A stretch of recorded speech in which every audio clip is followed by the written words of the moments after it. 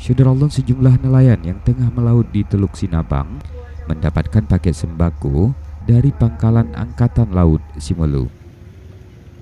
Uniknya Syederallah, penyerahan bantuan berlangsung di lautan, di mana bantuan adalah paket sembako dan hasil panen dari kebun yang dikelola prajurit dengan warga.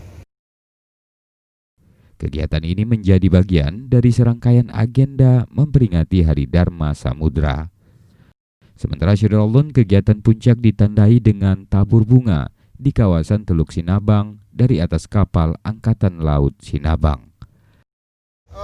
Puncaknya adalah pada hari ini, dimulai dengan tadi pagi kita melaksanakan upacara tabur bunga di Taman Bahagia di Kota Simelu.